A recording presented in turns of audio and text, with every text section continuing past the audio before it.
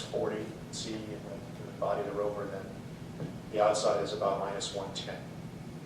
And everything's in the solder joints will crack, components will break. Not good. So I think Spirit's job is done. So I would just quickly add to that. Many of the instruments, the squiggly line instruments that Jim mentioned, have telescopes and optics, and you see these people in clean rooms building these things. And we built ours in bunny suits and clean rooms, and we set this beautiful telescope to Mars up on the top of the mast. And the day this big dust storm came and blew all the dust off the solar panels, while everyone else was celebrating, we were like, oh man, now there's dust all over our telescope. And so dusty environment is good for some things and it's bad for others. And many of these instruments have telescopes and optics that don't like dust. And that's one of the issues of sending things to Mars. And it's going to be one of the issues of sending humans to Mars, because that dust gets into everything. Machinery, spacesuits, air ventilation systems. So the dust on Mars is going to turn out to be another of the many challenges of sending people there. I'm sure there'll be medical studies on red lung syndrome. Oh yeah, no, it could very well be bad for your lung. And we have time for just one more, so we get a little bit of a buffer before the 3D show. So what are the goals for that rover in 2020 going to be, or what are like the targeted areas going to be? Yeah, so the goals for the 2020 rover are very similar to the goals for Curiosity, search for evidence of habitability.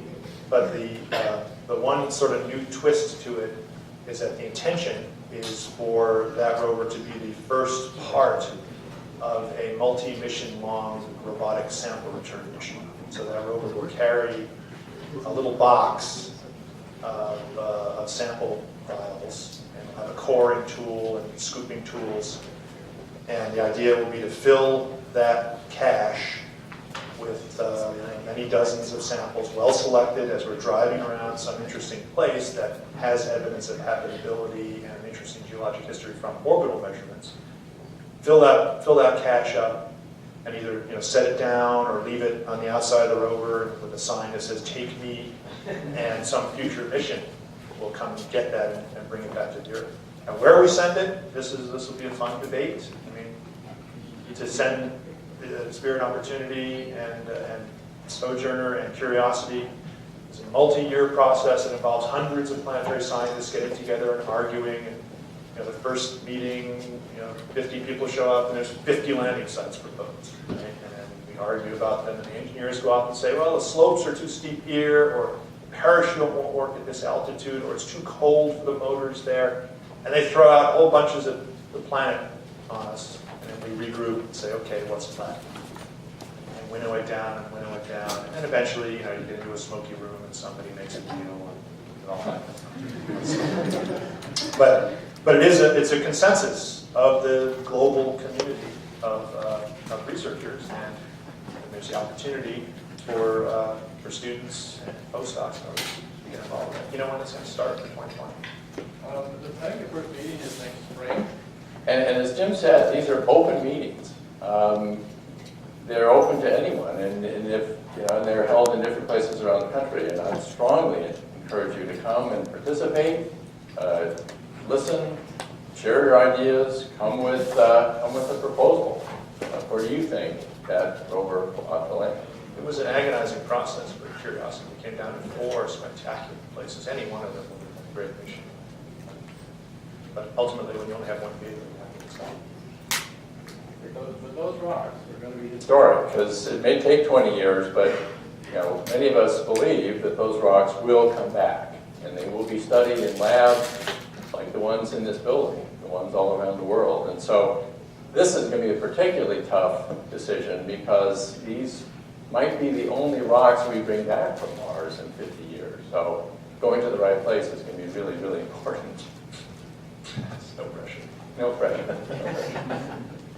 Want to get a round of applause for our two speakers? Dr. Bill Christensen and Dr. Jim Bell.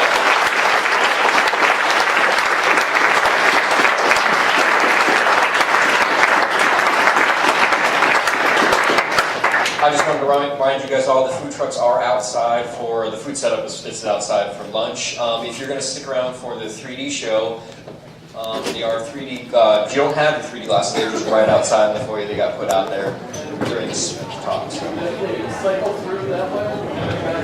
Okay, yeah, if you could exit through that way, even if you need to get the glasses, and then come back through, because there's kind of a line out there. We want to make sure everybody gets a chance to get in there, unless you've already got your glasses.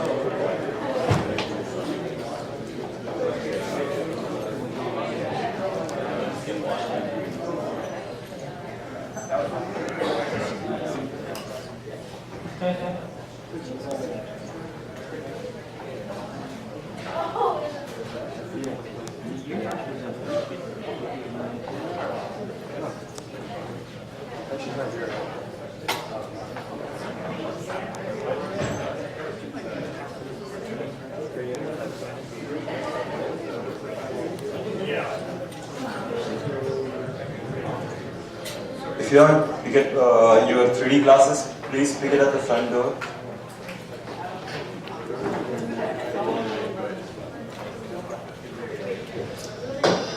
Oops, I'm going to turn myself down.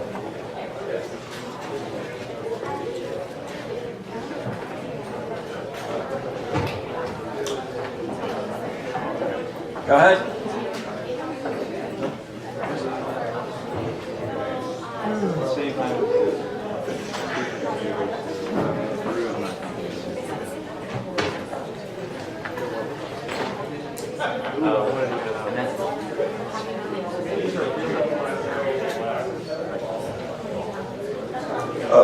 Just a quick note: don't bring any food or drinks in this room.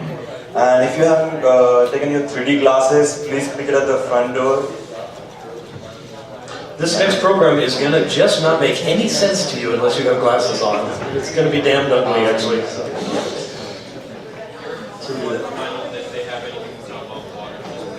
Yeah, just in the room is just sort of a no food and beverage room. If you, we do bottled water, that's fine. Bottled water with a cap, we like that, but anything else is really has to stay out here. It's one of our things. How's everybody enjoying the conference so far? Not much. Who was at Bill Nye last night? Is he